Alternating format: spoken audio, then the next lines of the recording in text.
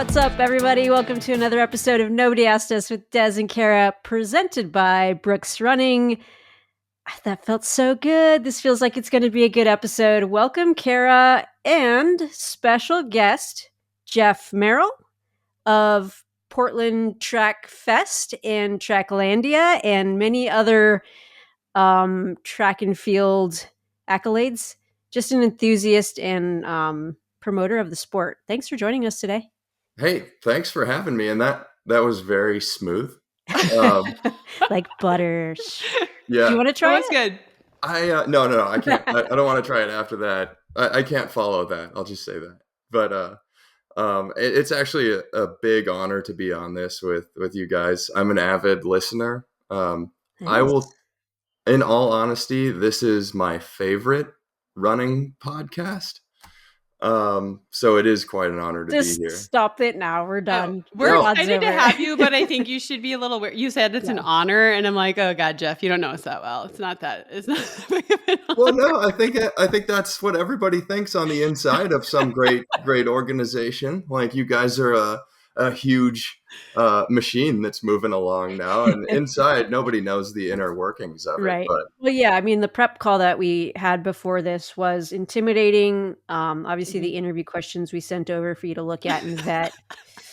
Like, wow, this is a big ask. So we appreciate you sticking with us and deciding to show up anyways, because I know the production part of it is tough to manage and get through, but you're still on board. You're still here. yeah, I mean, once we had my people look over all the questions and vet them, then we were okay to go. So only easy ones, only softballs. And when the legal team signs off, you're like, okay, we're good. This feels safe, right? Yeah, this won't come out until then, probably after the meet. Yeah. Speaking of the meet, let us know what's up, what's coming up. This is kind of the impetus behind this is you have a meet coming up and you helped us so much with ours. We wanted to hear about what you have going on. Give us the elevator. Wait. First, let's get to know Jeff for a minute. Sure. Okay. Yeah. All right. I think we should get to know Jeff. Like, Jeff, what is your background in running? Why are you so passionate about it? What led you to starting, like a streaming service and your own race? Like, how did all of this begin? Tell us about Jeff and how he got into running. That's a great question. It's so hard to boil that down to a good response, I would say.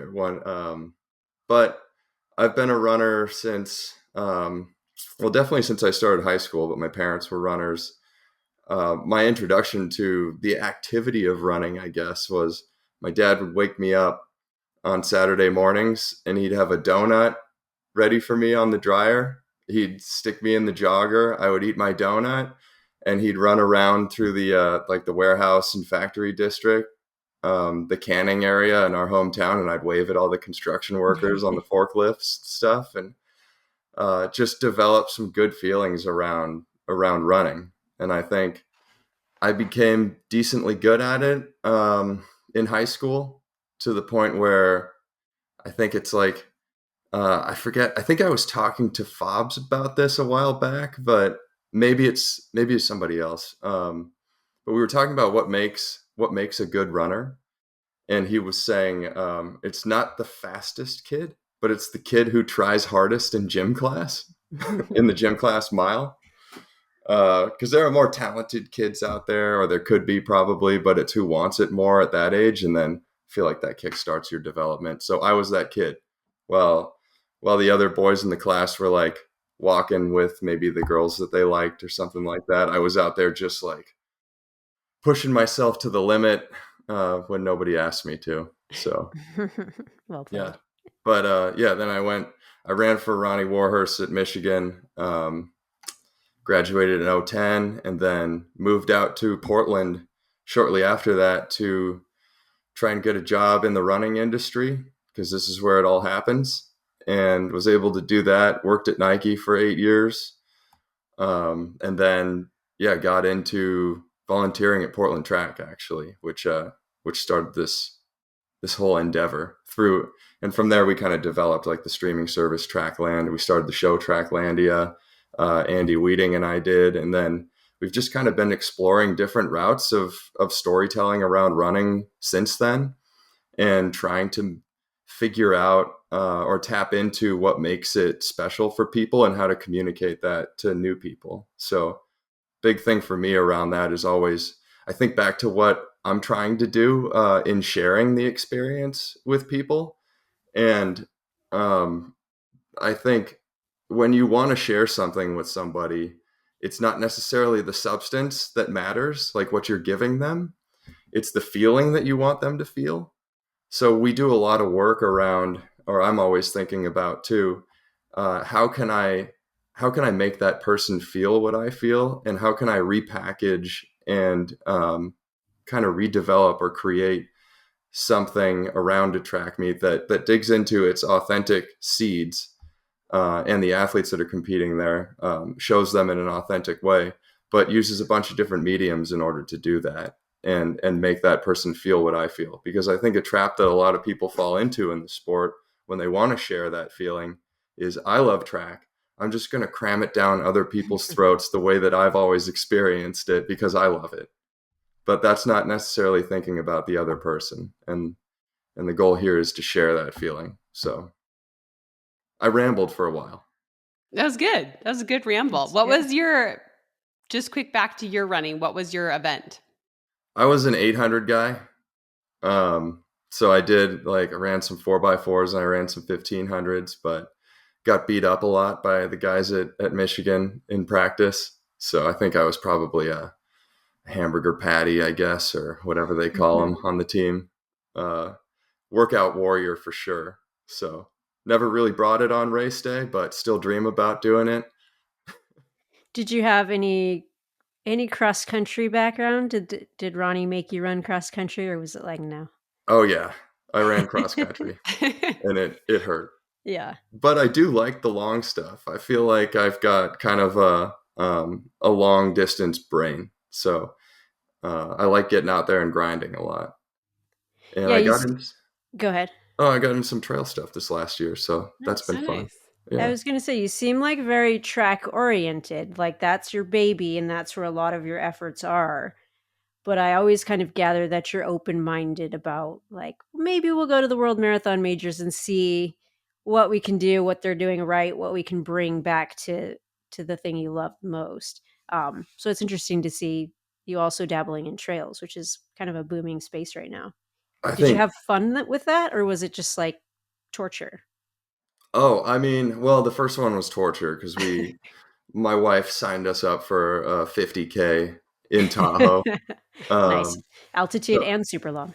yeah, so we ran 30 miles at 8,000 feet, and it was like, I feel like I hit my limit at 20 miles and then just had to trudge it in at the last 10 miles at, like, I don't know, I was just going 10, 11-minute miles up there. And that's not all it's cracked up to be, I think. I was That checking sounds my like, watch every tenth of a mile at that oh yeah. point. That sounds like a first time experience that I can relate to a lot. So I feel your pain there. Yeah. Yeah. Tell us what did you do at your 8 years at Nike? What were you doing there? I was involved in footwear product testing. So I was an analyst and I worked in a lot of different categories there, from innovation to basketball is where I spent most of my time. I worked in brand Jordan too. And I think, like, that kind of thing, um, being able to travel to different cities and experience different basketball cultures. I went to Chicago quite a bit, and um, I just love going to places, which does, to your point, being able to travel to different world majors and different cities. I love going to track meets and just seeing the culture that surrounds them and trying to tap into that, because I feel like when you look at, or when a broadcast is shown on TV, the scope of that is very tight. It just shows the oval itself pretty much, and sometimes you get a little glimpse of where it is. But I think in order to really elevate the meaning of meets and events for people, it's important to tap into where those things are happening to kind of build context and know the lifestyle of those places. Like, if there's a meet happening in Rome, um, I want to know, like, about that city. I want to know the culture of that city, and I want to know what this meet means to those people and who's attached to that meet. So whenever we go to meets, I'm always asking people like, where do you want to, like, where's the best restaurant? Where can you go see the best music? Like, what are the untapped things that I can only get to through the um, local opinions, and then go to those places. And then I like to write things that kind of use those to inform the reader on where these things are happening, and also give context to the meaning itself of the race. Because I feel like once you do that, um, there's meaning behind the race itself, and it elevates those performances for the athletes too. I But think that's super cool. Like, I used to compete on the track circuit, which I guess now is Diamond League, but it had a bunch of different names. But like, you would look forward to different races in Europe because of the different cultures and environments around the track meet. So it wasn't just like, oh, they have a fast track. It was like, oh, they have the best food, or they have like the stadiums packed, or they have this like certain party afterwards, right? It was like all based in like the culture around the meet and the culture of the city itself, and like what you got to do while you were there. And it wasn't just like, oh, they have a fast track, right? It yeah, was all of these other things. Like, you would really want to get into certain meets. You know, everybody wanted to go to Monaco because it's Monaco, or Zurich, things like that, because then you get to be in Zurich. So I think that's really cool that you like can see that and tap into that, rather than just, here's the field. There's a lot of people in the stadium, and now there's a rabbit at whatever pace. There's so much more to it than that. And there's so much more to it that makes it exciting as an athlete and as a spectator. yeah, and I don't condone bullfighting, but Well, we that's yeah, I kind of try and think about it like Hemingway goes to a bullfight. Like in A Sun Also Rises, he goes to the Festival of San Fermin and paints the entire picture of it. Like that's where the running of the bulls is. But he goes to the like this restaurant where the matador comes in and everybody praises him. There's horns on the wall from different competitions that happened in the past and stuff, and he just shows the entire culture around what this thing is. And um, I think yeah, they like bring the bull's head out on a plate there, and like yeah. So don't condone bullfighting once again, but to be able to show all of those things and those traditions that are built around this event that's really special to people because maybe it's been there for a really long time, uh, and if you're able to attain that longevity for a meet, then you can have all of those cultural touchstones and those traditions and that nostalgic attachment to it for all those people that live in that area and who come to it every year too. So I think that's the kind of thing that's really important to tap into in our sport, because then you get this lasting meaning to it. who in the space and track and field do you think's really doing it well? Like, have you seen an example you're like, well, that's the one, and we need to be kind of mimicking that, or is it just Portland track? Um, Well, we try to do it well. I feel like we've been around for 17 years now, but well, it's okay. still early stages. I like to think, but it's also for as far as meets go, it's one of the oldest that's not attached to a college or a high school. Um, yeah, you have like Milrose Games does it incredibly well. I mean, they've Yeah. been around for a really long time, but I think the world majors do it the best. Like there's Boston. Like Boston is so meaningful to people, and everybody knows the stories that are attached to it and the context of it and the Sitgo sign, like all of these little things that kind of they're not. It's an intersection between intentionality and organic that all of these things came together and developed, and it takes a delicate touch to allow that to happen. I think because at the very beginning when you start an event, you want to do all the cool things. You want all of these traditions. You want the flashy things. But if you do too much too soon, it kind of just gets washed away. You have to allow time for people to develop an attachment to these things, and also to understand what they really like and what they grow attached to. Because yeah, there may be a song that you play at a meet that you're just like, oh, we're going to throw this one on, and then maybe people get attached to it. That's how it happens at football games, like jump around in Camp Randall in Madison, Wisconsin, like things like that. you have to allow space for those to develop, but that only happens with time too. And then understand like, oh, this is something that we can dig into, and then we'll explore that and attach more to it. But yeah, I think like stuff like the Milrose Games is probably the biggest meet in the U.S. that I think touches on that. Obviously, pre-classic is big too. Um, but yeah, other meets, the Penn Relays is an Yeah. incredible one as well. But that one's also attached to like UPenn runs that one. So in terms of professional meets in the U.S., we don't really have a lot of long-standing ones. Tell us about Portland Track Festival. I mean, you said it's been going on for 17 years. How did it start? Do you I mean, you've been involved with it for how long I've now? been involved since 2018 is when I Okay. first came on board. So it started in 2008, and it started in a couple ways, I guess. So Craig Rice, who founded the meet, he now lives in the Bay Area. He's an architect, and I've learned an incredible amount from him. And just uh, one thing that I really appreciate about Craig is that whenever he came to a fork in the road, making a decision, it was always, let's do the hard thing, and let's explore why we want to do this and what it can do for us in the future too, and who it serves, because that's something that we always want to think about is what ultimately, why are we doing this, who are we doing it for, and how can we benefit those people. But he founded it when his daughter was running in middle school, and their club became big enough to host a meet. But this also came on the tail end of the Oregon Track Classic that folded in 2005 when funding was pulled. And Adidas was sponsoring them, but they moved it down to the Home Depot Center in Carson, I believe. Yeah, I remember that. Um, Yeah. yeah, Hmm. so it was kind of like, well, this meet folded, and this guy Paul Banta, who he founded that Oregon Track Classic and did a lot of work in the track community here in Oregon. Um, it was devastating for him and for the community for that to leave, and that kind of thing just happens. But Portland Track Festival was kind of a rebirth of that, as well as middle school club being able to start a meet. And then with all of the pro athletes around here at that time, it just kind of grew from there because people needed opportunities to race. And you were involved in that scene, Kara. Yeah.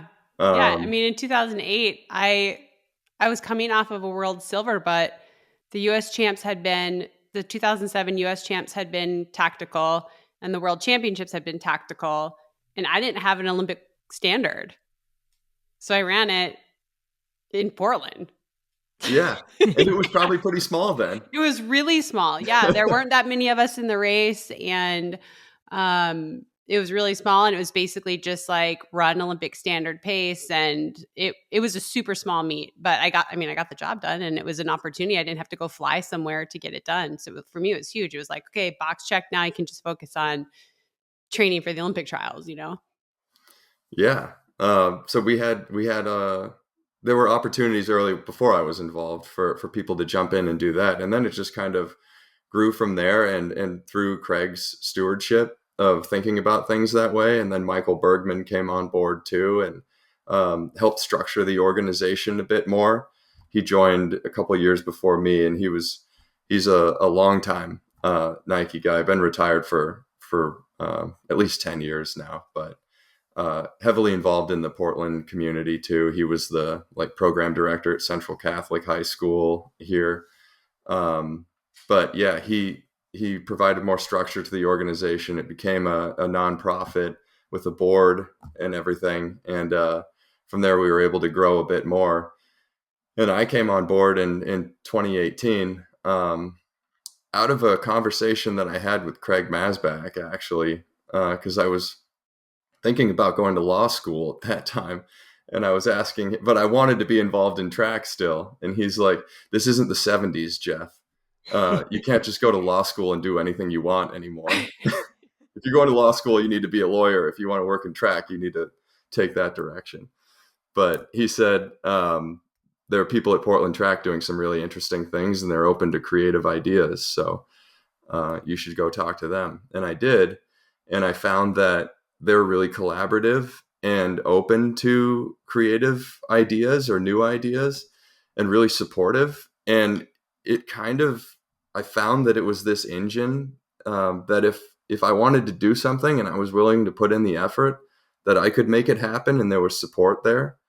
And um, I became president in 2022 of Portland Track. And that's the kind of thing that I want other people to see too. And that I've tried to foster in the organization is that we've got a machine running here. And if you've got ideas and you want like something special to happen in the sport, you have to be willing to put in the work. Mm. But we're going to get behind you and we're going to make that happen too. Because there's so much creative power in the city with all of the running brands here. There's got to be 5 or 6, I think. But oftentimes you get incredibly creative people here and athletes, and oftentimes in the same person too. And they want to do special things for the sport. So I think Portland, in my opinion, more than any other city in the country, is primed to be a real track city where you have a rabid fan base that can support these kinds of things. And we could see that because of the way they've adopted soccer and the Timbers and the Thorns here. Portland likes to think of itself as like a European-esque type of city that likes niche fringe things. So track falls right into that category. But it's storytelling and giving meaning to the performances that are happening, but also giving time to develop those traditions that really embed this thing and make it sing. And that takes a lot of effort and time. Like a quote that I always put out there to the board and something that we've attached ourselves to is to plant trees in whose shade you will never sit. So when we try to make decisions, that's what we try to think about. I like it. You talk about a lot about the creativity and like the openness of trying different ideas. Can you tell us some of the other ventures you started while working with Portland Track? I mean, I think Trackland is obviously the big one I'm thinking of, but what else were you able to just run with? Yeah, gosh. Well, Trackland started out of Portland Track, actually. First, Andy and I started Tracklandia, and that was Bergie, who's Michael Bergman. When he was president, he said, "Well, we should have an interview show." And Andy had just finished running at that point and moved to Portland, and we hadn't met before actually. So we met at a little bar on the east Sounds side by my familiar. house. What's that? This sounds familiar. Yeah, yeah. That's how these special things Yeah. happen. Um, yeah, we met at a little bar called Holman's by my house, and just kind of hashed out what we wanted to do, and we wanted to do something different. And we thought the idea behind the show was, well, the old Johnny Carson line was the Tonight Show can't happen in Iowa. It can only happen in New York or LA. And if all the athletes were here in Portland, then this is where we can do kind of a variety Tonight Show type of show. So we started to do that. And it was fun. It was good for a while, and we took a lot of swings and had a lot of misses, but some things stuck, I think. But from there, like we were able to tap into the production side of things.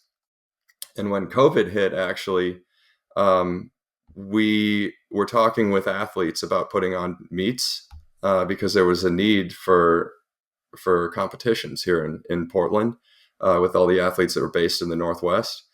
And I kind of got to work on figuring out how to stage those competitions during COVID, working with the governor's office and state officials and the local health officials, and figuring out how to develop a plan to be COVID safe and open up competition. So we staged the Big Friendly series here in Portland, but in doing that, one of our streaming partners couldn't send a crew out, so we cobbled together our own production crew.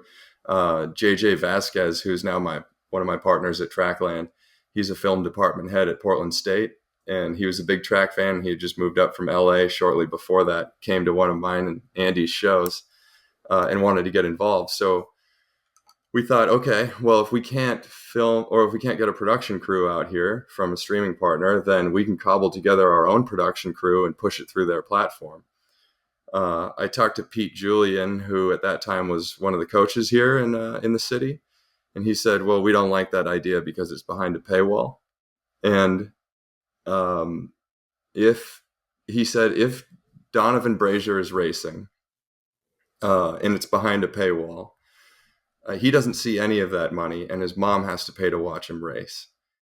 And at that point, we thought, okay, that's a good point. Let's just, if we're going to be the ones that are filming it, let's just put it out for free because we don't need to send it through to the streaming company. So that's what we did. And then we were able to work out a lot of kinks through COVID, through those 5 big friendly series meets, and then found Trackland shortly after that to live stream meets. And then we've just been trying to level up ever since then. And then we toyed around with pay-per-view for a while, which was a way to try and close that loop with getting athletes paid, because initially we were giving upwards of 60% of what came in through pay-per-view straight to the purse to try and give back to athletes. But the goal in that area, for me at least, was to always show value of these things so that we could one day get it out there for free to people, because it could then be like, well, see, look at all these people watching and look what they're willing to pay. These are customers that we could then show to brands who would want to support putting it out for free.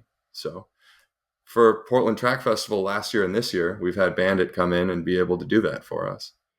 I'm always curious. I think you're like pretty notorious for sending out emails, fishing for ideas, getting feedback, like figuring out how things went and where you want to see them go. Like, how much have you learned about the broadcast? What do you think can be better in what's out there right now? And what changes have you made to your broadcast along the way? Oh man, this is a incredible can of worms here. Yeah, Like, yeah. um, See if she comes back. yeah. Just keep Uh, rolling. oh, good. Welcome back. I tried to talk to you guys, but I got blocked out. But keep going, Jeff. Oh no. Um, yeah, I think from the broadcast thing, like at least when I first started, because I was doing commentary, and I still do for Portland Track Festival, which is something I really enjoy, and it's hard to explain to people um, who, because it's like, I don't necessarily need to be in front of the camera. It makes me really uncomfortable to be in front of the camera, but at the same time, like it's something. The process of getting better in that specific thing really appeals to me, and I just want to like take more swings and try to get better at the thing. But early on, it's like, well, we want to try a bunch of different things and do things a really different way because we don't necessarily like the way that things have been done. But then in trying and pushing different buttons, you figure out why things are done the way that they're done. And you're like, oh, okay, they do know, like these people who are professionals and have been doing it do know a thing or two. And I think it's like there is a reason why there's a play-by-play specific person and a color commentator.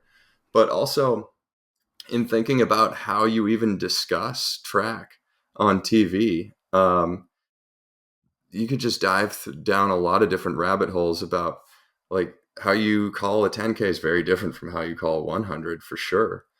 But is it more like a basketball game? Is it more like a baseball game where it's more relaxed? Like, what's that energy that you want to bring? And I've been knocked a few times for being too mellow on the broadcast, but I feel like at that point, like I'm just trying to play around with, see what works. And like, Right.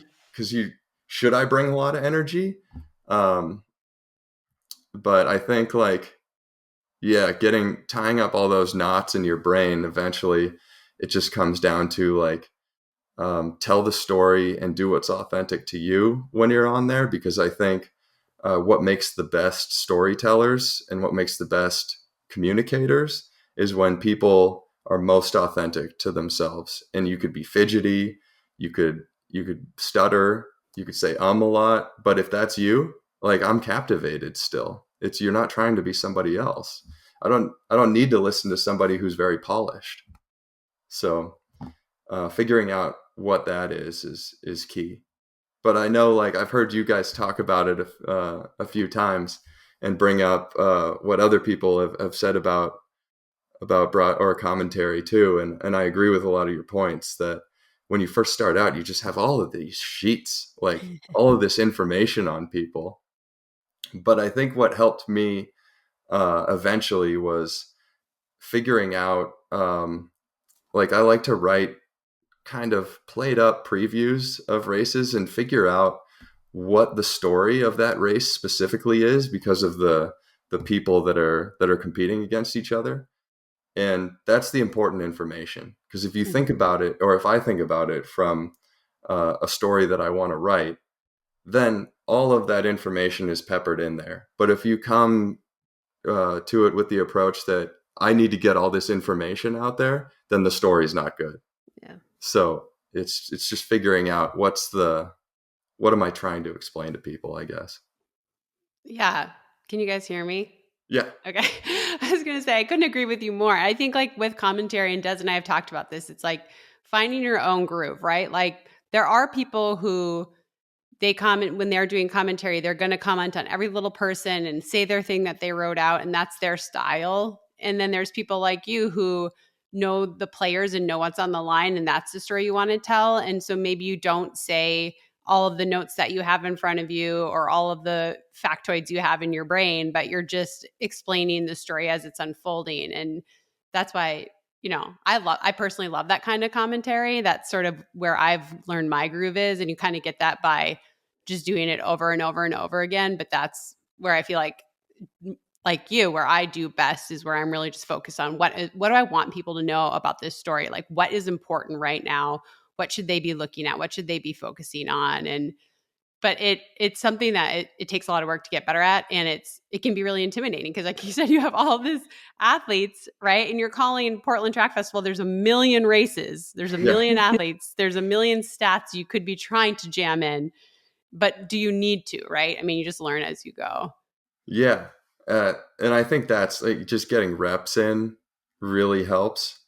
Um, and you miss a lot of things too. Like I think I'm 0 for 3 in high school national records because they're kind of like further back in the race.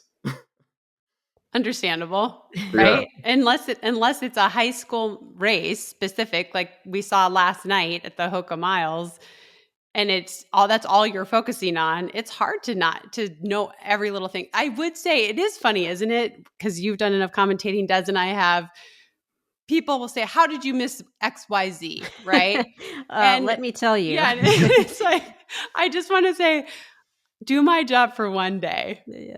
And I feel then like and you're then stacking notes. yeah. Like, this is how I missed it because Yeah. it's. And there's so Yeah. many things going on, so I think it's harder than people think, but definitely the more you do it, the better it is. Um, you mentioned earlier Donovan Brazier when all this was starting. Yeah. It's I've heard rumors he's coming back to the meet this year. I mean, how have you grown to this phase where the biggest names in the business on the distance side are coming to your meet? And what has that growth been like? And what is it like for someone like Donovan Brazier, who everyone is going to be watching that, right? You got one of the best 800-meter guys of all time who hasn't raced in 3 years, who a lot of people thought was done. I mean, it's going to be watched, and it's so exciting for fans of the sport. What is that like for you then to set the race up for him for him to trust you guys enough to come and run at your She's race? fishing for tips. Yeah. Well, I meet, mean, meet director hat back on. no, yeah, I want to like I want to help you guys out too as much as possible with this, because I think you have you and because you're on the right track too. And um like, it's an incredible honor, like, and humbling for Donovan to want to come race at PTF. And he said, when he texted, he's like, yeah, I want Portland Track Festival to be a big part of my comeback. And man, that just like almost made me cry. Seriously. It's like, because I've known that guy since he lived here in Portland too. And it doesn't seem like that long ago, but 2019 was a while ago when he won the world championships. And he was training here in Portland. And then I think after, uh, when COVID hit, like that guy, more than any athlete that I can think of, like he probably would have been the Olympic champ. You can't necessarily say that because you never know what can happen.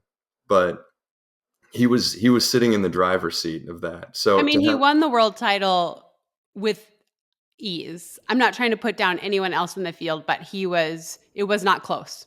yeah, Superior, right? yeah, and so he raced at our big friendly meets. He ran incredibly there, so you knew that he was in great shape in 2020 when the Olympics were supposed to be. But yeah, back to your original question. I think um, all we have is relationships with people. So we don't have a lot of funding. We're a volunteer organization that has come together just because we want to do creative things and um, try and push the sport forward and give people something exciting and meaningful. So how we interact with everybody we come in contact is really important, to me and to everybody in our organization. And we want people to know that when they come to our meet, they're looked after. We're taking everything into account from the technical side, from the organizational side, to make sure everything's set up for them to be able to run their best. And then even from the excitement side of things too. What are the things that we can do to key up the atmosphere to bring the best out of them? And I hope that athletes see that from us, when we're putting meets together. It's something that I learned from putting on the Portland 5000 in 2019. That was the race where Woody ran 12:58 on the Nike campus. So we staged that. And I'm sorry it opened up the whole time trialing thing. Uh, it was that's we like that. I'm a big racing guy too, so I'd rather show racing in that aspect. But when we had the opportunity to stage that thing, we dug into telling the story and what is happening on this track here. What is the surrounding? How can we make this thing very exciting for fans? And that's all I was thinking about. How can we make this thing? How can we tell the story to fans? It's in the forest.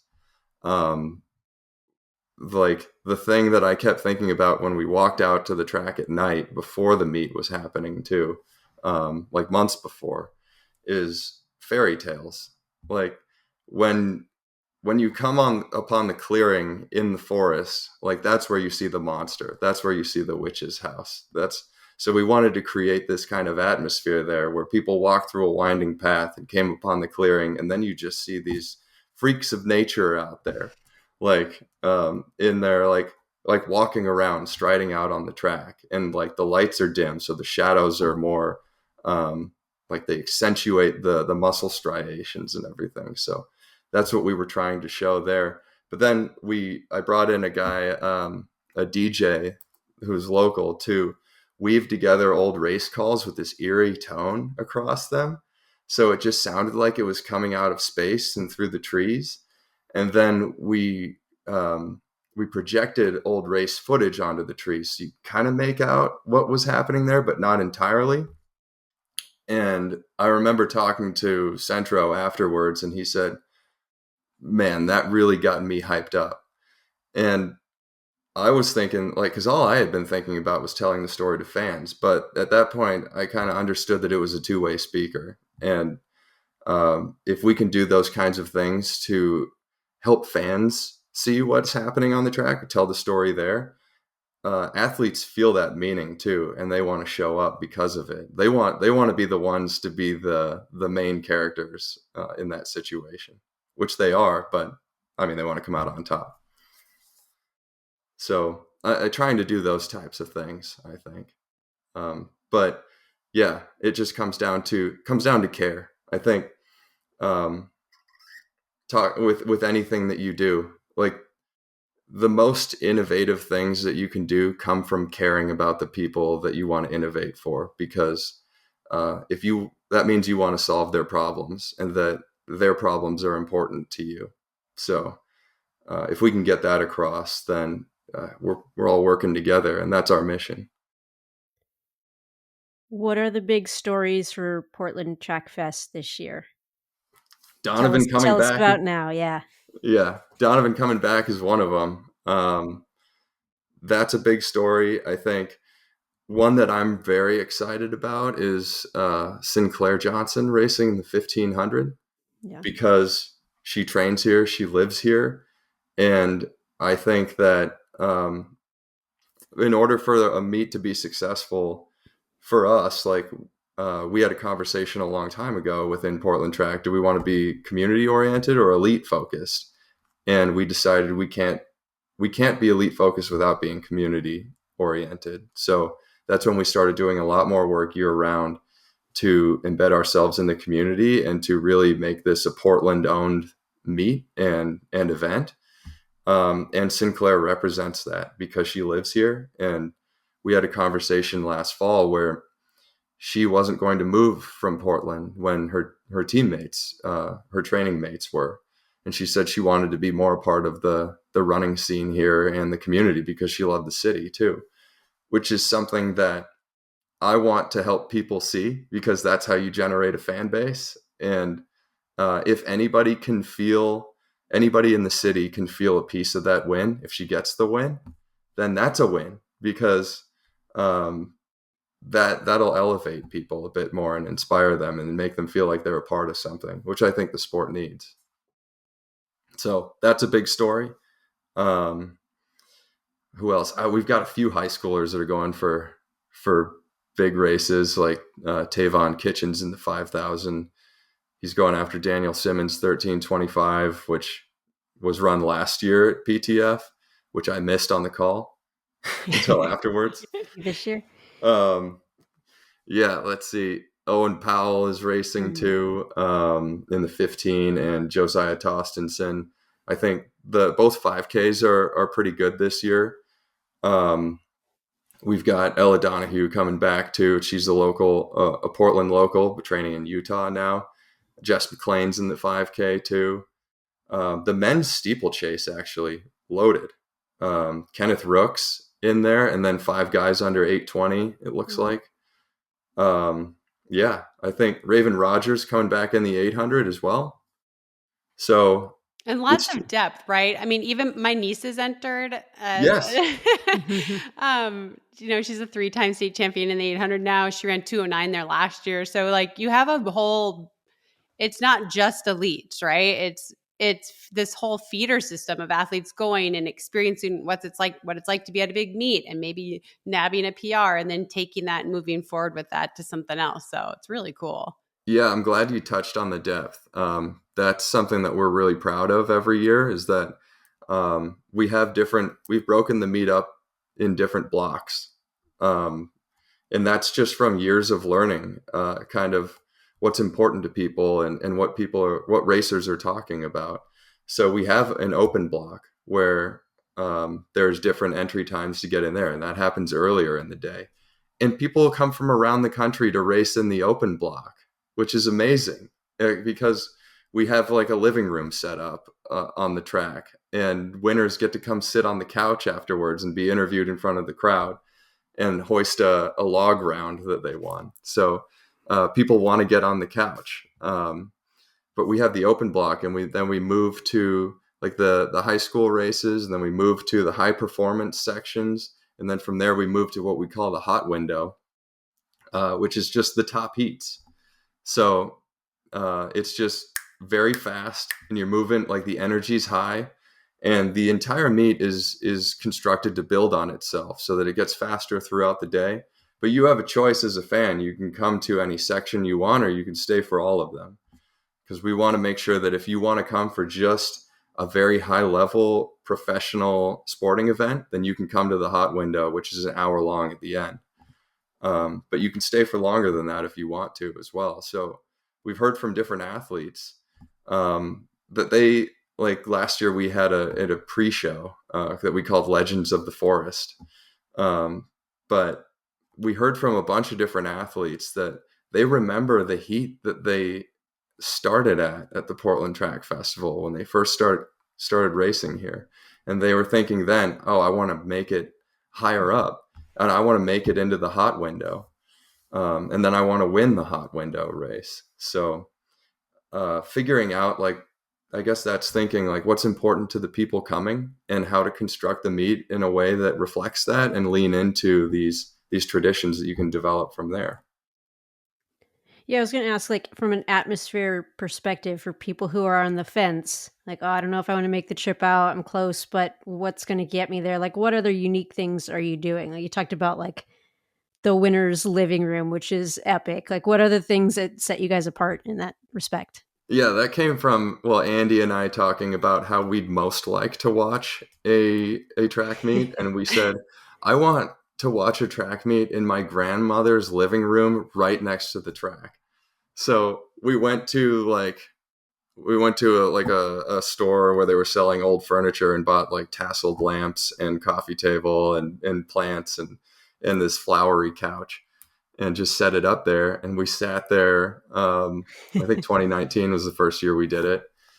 And just, yeah, people were blazing by us and it was amazing. We're like, oh, and we just filled it with snacks. So people who come after, like they sit down on the couch all sweaty after they've run like, I don't know, 1450 something in the 5K, and just grab a handful of popcorn or salted almonds or something and just like are interviewed in front of the crowd. So that's really fun.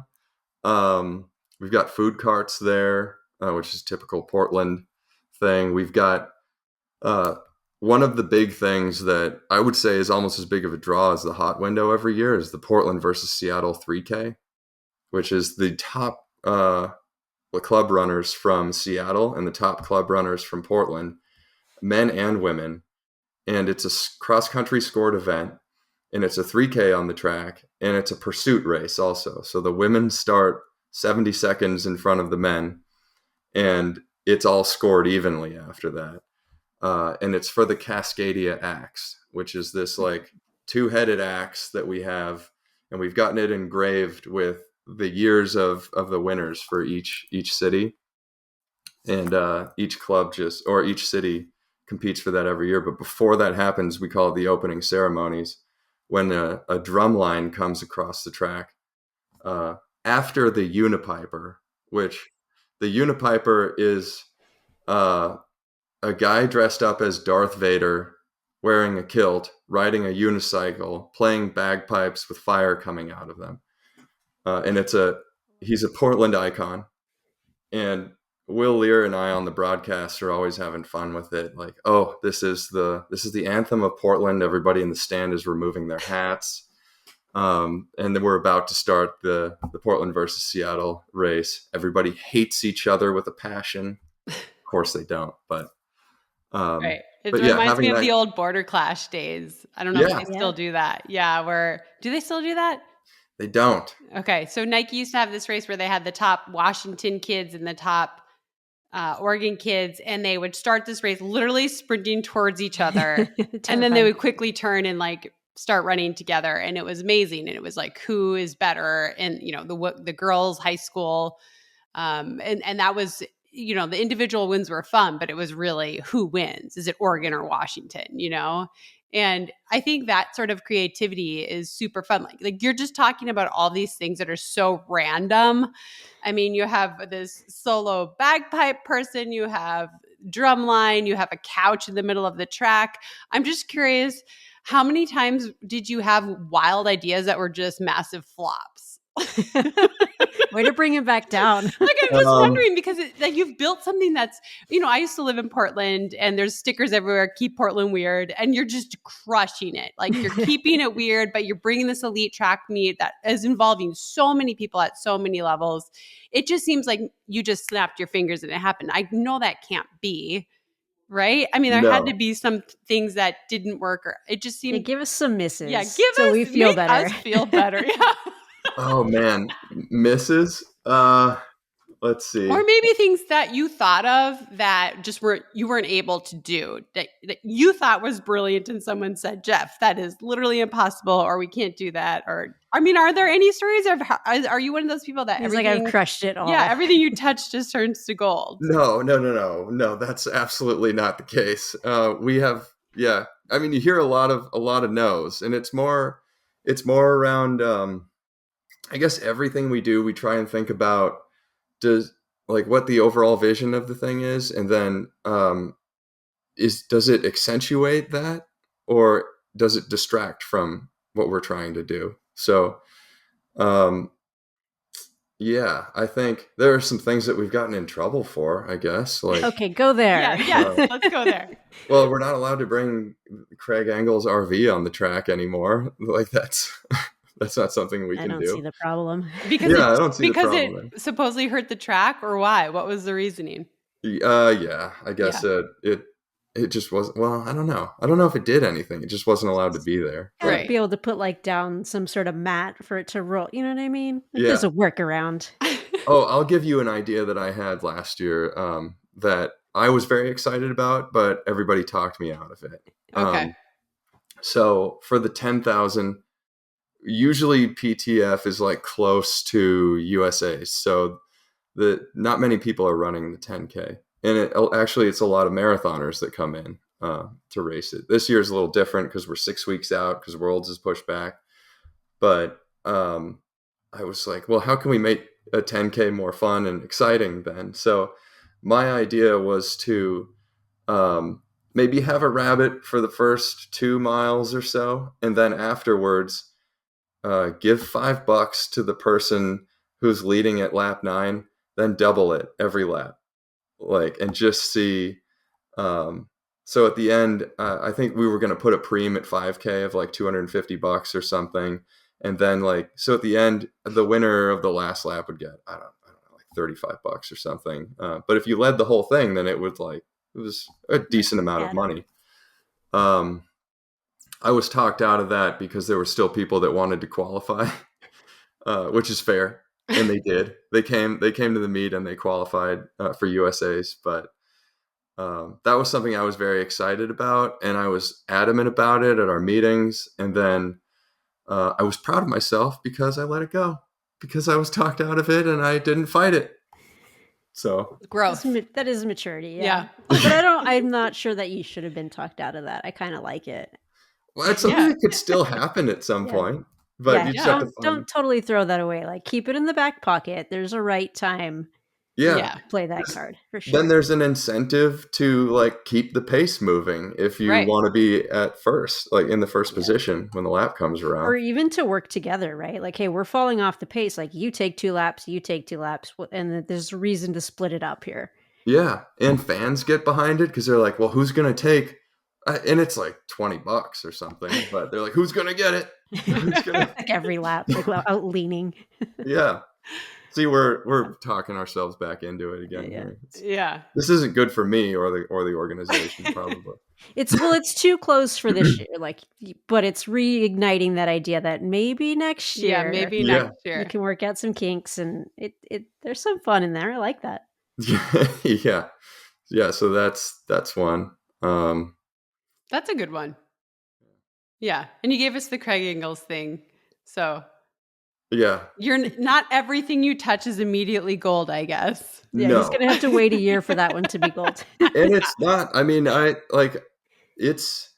would say like working on this stuff it's a long. You gotta have a long-term vision too, and Yeah. that's not something you get in the sport all the time because there isn't a lot to be made. Yeah, you kind of have to jump in and do it for the love of the game, I guess. Mhm. And know that like new things pop up all the time in the sport, and it's great to see new things happening. But at the same time, what do those new things do to the existing things? And oftentimes you get new meets that pop up, and a lot of energy goes in there, and then a lot of meets die because that happens. And I think what the sport really needs is time. It needs longevity. You need time to be able to develop all of these things, and to learn and grow. And that's not something that a lot of people can stomach, because it takes a long time and you want success right away, or maybe you don't have the runway for that. But it's the story of our meet, because the Oregon Track Classics funding was pulled and then it was gone. So everything we've done since then is trying to figure out how to be sustainable, and get to the point where, um, all of all of the newness that we're bringing is nostalgic, and people want to come back because they remember that kind of thing, and it means something to them.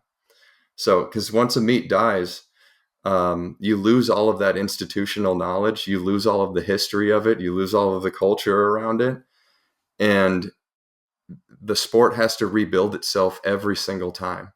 Right. So every time something dies and something new starts, you got to start from the beginning. And it's like a Tetris game. Yeah. When you get that high score, and then, oh, you're back at zero again.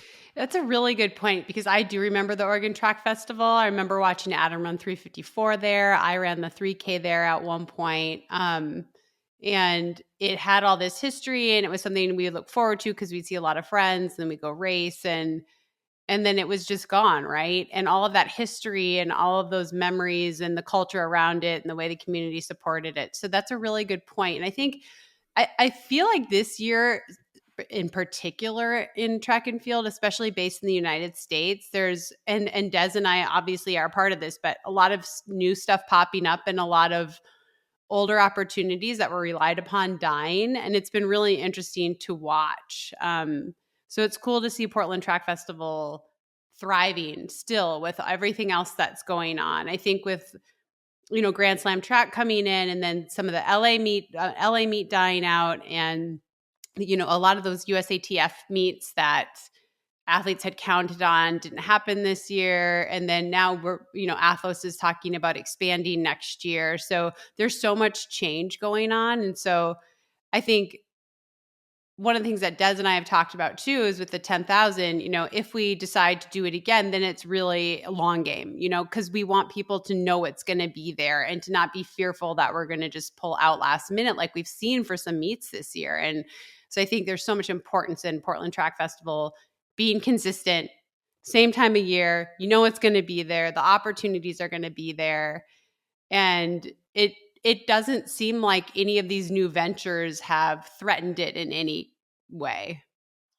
Yeah, I think, no, we're lucky, and I attribute that to the people that came before me in the organization for charting that path and setting us up in the way that they've done.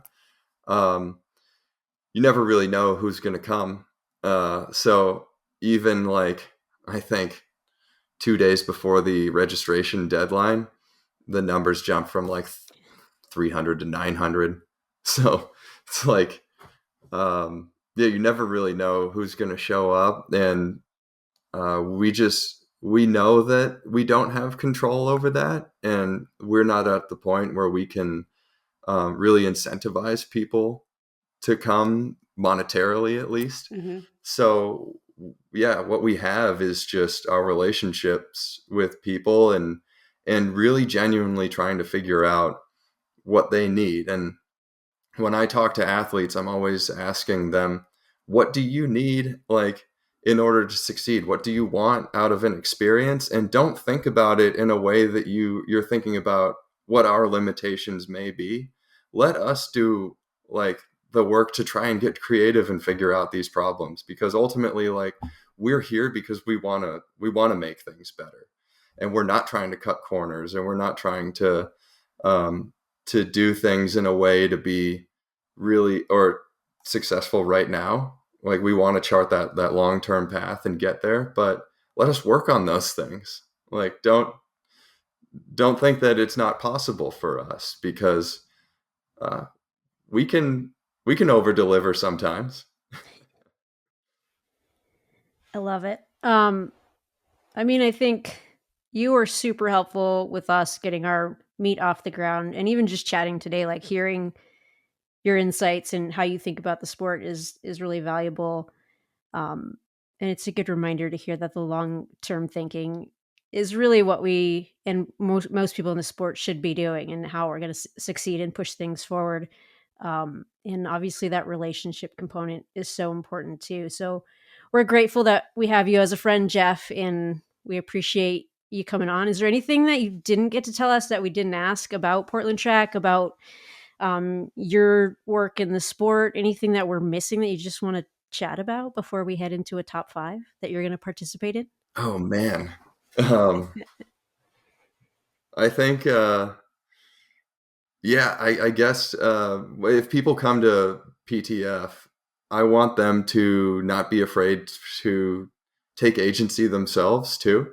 Like make signs, bring flags, start your own tradition in the stands. Like in sporting events that I love to go to, like baseball games or like soccer matches, you have the kind of fan chants and those types of things, and those things develop from people who develop a love of their team and the event. So yeah, don't be afraid to jump in and be a part of it. Like this isn't our thing only. Like it's everybody's. What's the track equivalent sign of like a defense? Defense. Well, you see a lot of them in the marathon. You tell me. Yeah, I don't know. Tracks are different. We got to work on that. We'll do a Yeah. workshopping in the comments. Drop a comment, and there's no prize for the winner, but we'll laugh at No, them if they're good. we'll mention Yeah. it on the next pod. Yeah. All right. How do you feel about a top 5, Kara? Do you think we should do one? I definitely do. I have one. Okay, you kick us off. All right, so I'm going to kick us off. So top 5, sound effects, whatever, I don't know. Okay, great. I already mentioned it, but I'm going to go with my niece, Sophie Schoolmeister, who just won her third 800-meter state title in a row and her second 1,500-meter state title. And she's about to finish up her junior year next week. And I'm just really proud of her. I think as she's gotten older, and you are expected to win, it sort of changes from like, oh, I won, to there's this expectation and sort of pressure. And I'm just proud of her for how hard she works and for getting the most out of herself. And I'm excited because I get to watch her at Jeff's meet run the 800 one more time this season. And she might run a second. She might run after that, depending on how Portland Track Festival goes. So I'm just excited to cheer her on. Will you watch her in person, or are you going to be on the live stream? And where would we find that if it were live streamed for free? It is live streamed for free on trackland.com. I will be watching on that. Yes. There you go. And I can't wait. It's going to be awesome. Yeah, and Nice. locals always get a good seating, so she'll have a good race. Yeah, she's going to run. She ran a huge PR there last year. She ran 2:09 last year. So I'm just excited for her, and it's been fun to follow her. So she's my shout out. It's not easy to always be the one on the top, and she's done a great job handling it. So there you go. I kicked us off with 4 more, everybody. Let's go. All right. I'm coming up next. Jeff, you'll work in the middle. Unless you have a couple, then you can go back to back. But I'll go now, so you have more time to think. Okay, thank you. Mine is going to be the announcement of the Olympic trials qualifier time for the marathons. That was super exciting. I read the fine print. I'm already qualified. If I wanted to do it, I could. You are. So just putting that out there. And as you can tell, Chris isn't here today. So that's number 2 of the top 5.